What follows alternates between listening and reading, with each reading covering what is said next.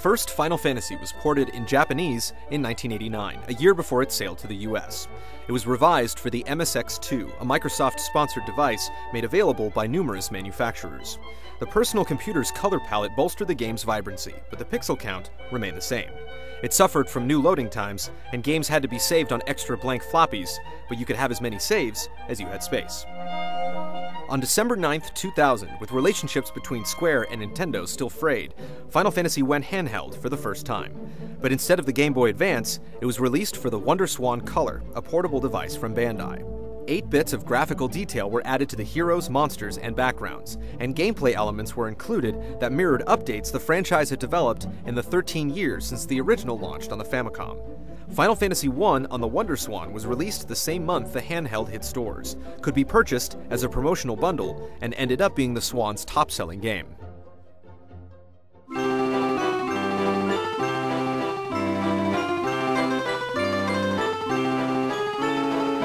Neither the WonderSwan nor the MSX2 was popular in America, so the States got an updated copy of Final Fantasy I for the first time in a 2-disc set called Final Fantasy Origins, released in 2003.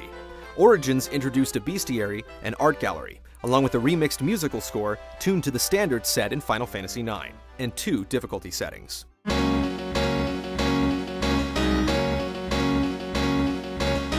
But Origins was not the first time Final Fantasy was ported over. Chronicles was released 4 years earlier. The collection included 4 and Square favorite Chrono Trigger. Being from the 16-bit era, the graphics in 4 remained mostly untouched. In 1999, Final Fantasy Anthology brought 5 to the US, legally for the first time. America's intro to the job system was paired with Final Fantasy VI. Following Anthology, Origins was released last, and brought 2 overseas for its American premiere, along with 1. All of the PS1 remakes were developed by Tosei, who was also responsible for bringing Valkyrie Profile and Final Fantasy Tactics to the PSP. Moving from a cartridge to a CD, the games also suffered from slow loading times, but they started and ended with breathtaking pre-rendered cinemas showing Amano's 2D creations in motion.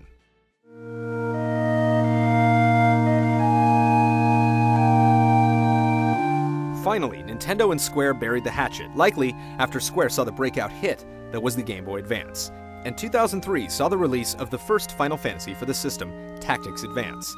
The new Game Boy was capable of reproducing the visuals of the Super Nintendo, and then some, so Square, now Square Enix, called upon Tosei to recall its legacy once again. To engage role players that had potentially played these games 1, 2, 3, even 4 times already, the advanced versions added new monsters, abilities, dungeons, storylines, and slight graphical touches. The music, while not as crisp as on the PlayStation, could be replayed at any time from an all-new music player available in each port.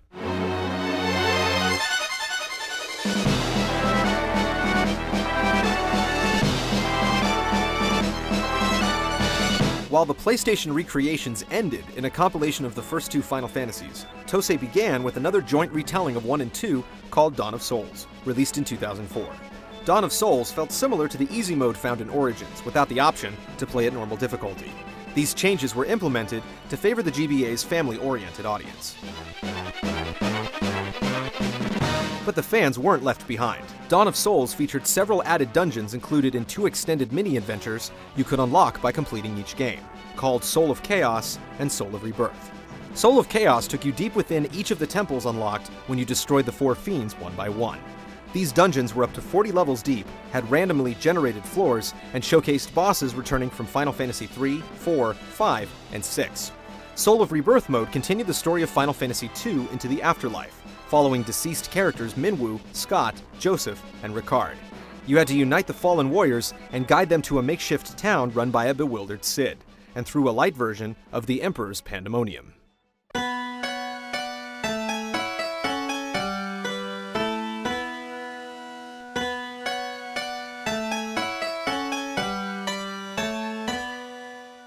Each year following brought back another fantasy on the durable handheld.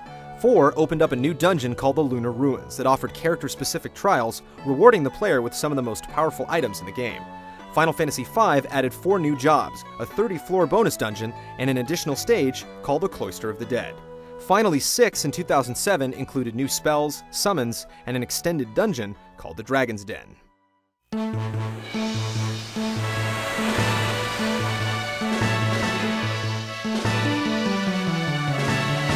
By 2006, most of the original Final Fantasies had been remade at least 3 times, but one chapter remained completely untouched.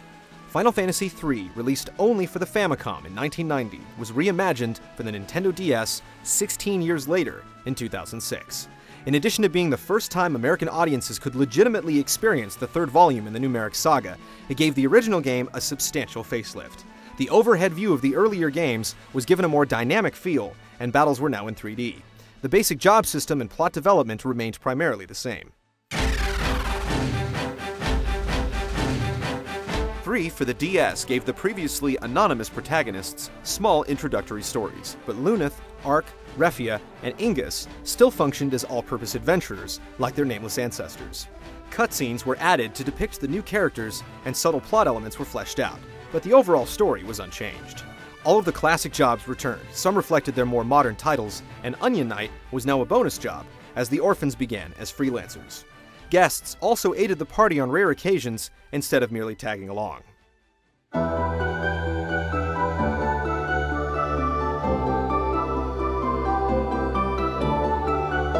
After their sprites were preened and polished a record 4 times, few imagined that Square Enix would consider a 5th remake to be in order. But with the handheld market opening up beyond Nintendo's empire, Final Fantasy I and II arrived on the PSP in the summer of 2007 to celebrate the original's 20th anniversary. The widescreen upgrades looked better than ever, crammed in all of the content from the PS1 and GBA iterations, and featured even more bonus quests and spells.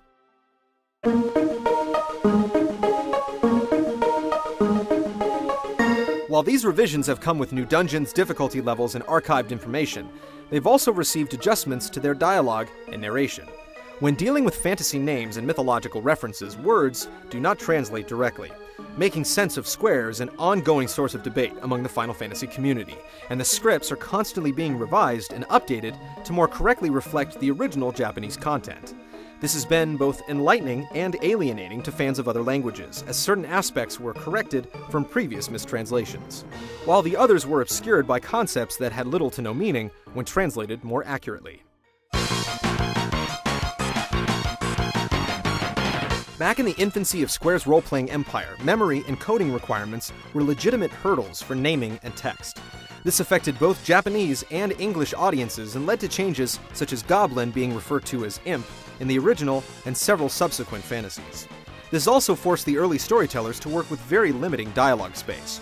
Complex emotions and relationships were very challenging as characters couldn't express themselves to their imagined limits. This wall was removed as technology developed, and the ports of the original games were given more complicated lines of dialogue than their predecessors. Along similar lines, some concepts translated more loosely than others. This allowed for greater specificity for certain recurring themes in future games, as well as remakes. This could be as simple as Shiva's signature attack, now known as Diamond Dust, originally being titled Gem Dust, or as complicated as the etymology of the Dark Knight ability Soul Eater, originating as simply as dark or darkness. When dealing with names or famous mythological creatures, the sound profiles of different languages came into play. Translators may not have been initially aware of this issue, which led to certain characters or places having subtle mistranslations in earlier versions.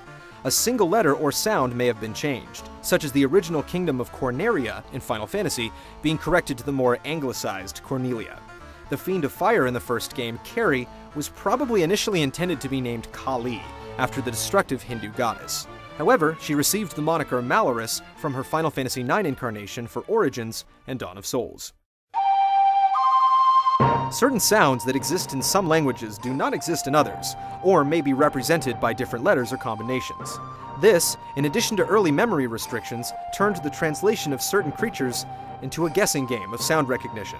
Sometimes notorious monsters were translated correctly nearly all of the time, such as everyone's favorite floating eye being named for the Persian demon, Ahriman. Some were more challenging, however. Thus, the creature from 6, first translated as Pumbaba, had no seeming connection to anything in recognized lore. Add the correctly translated Humbaba, and the beast took its place among the many facets Final Fantasy borrowed from the Babylonian tradition, in this case, most specifically, from the Epic of Gilgamesh. Oftentimes, when dealing with myths of other cultures, sounds that exist in the original language cannot be duplicated at all or even approximated. Then, when translated into other languages, the new forms lacked the sounds from either the parent or the core translation. The end result was a word that barely resembled what was intended. This game of translation telephone is seen in the four fiends from Final Fantasy IV, who were originally meant to be a reference to Dante's Inferno. Scarmiglione, Barbaricha, Cagnazzo, and Rubicante were all devils known as Malebranche, who dwelled in the fifth ridge of the eighth layer of Hell, Malebolge. A number of sounds in the Italian language became lost when translated into Japanese, and even more were lost on its first translation into English. It may be easy to see how Rubicante became Rubicant, or even how Barbaricha became Valvalis. However, without all of the pieces to the puzzle, Milon bears little resemblance to the original Scarmiglione. Some concepts were deemed too risque for American audiences in the early stages of Final Fantasy. This begot translations with religious-free concepts, dialogue, and abilities, among other things. An example of this from Final Fantasy IV was the exclusion of Rosa's Pray ability and the change of holy to white. These were corrected for the GBA port. However, not all of the updated translations made universal sense. With the US release of Final Fantasy VIII, the spell system switched from a progressive numeric system to the one with various suffixes the franchise had been using from the start. Fire 2 and Fire 3 became Fira and Firaga. Nearly all of the remakes adhere to this newer system of naming spells, changing the names of many magic attacks to reflect their modern nomenclature. Whether or not this made sense in the Japanese language, it changed the English system from one that showed progression to a system that made no categorical sense when translated and created nonsense forms of actual words.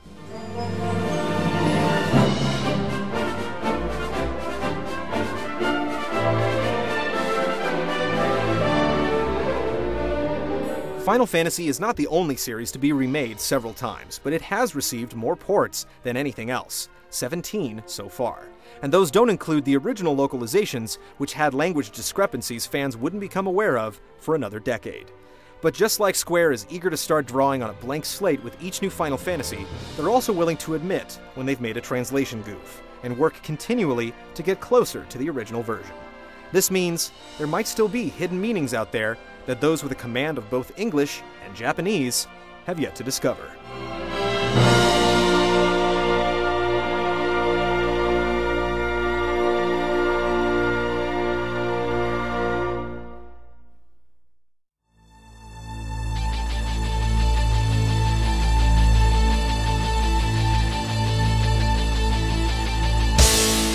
Join us next week for the stirring conclusion to Game Trailer's 13-part retrospective. In the final installment, we'll build a Final Fantasy game from scratch, considering all the necessary elements that make up a chapter in this landmark series, and look forward to what the future holds for the franchise.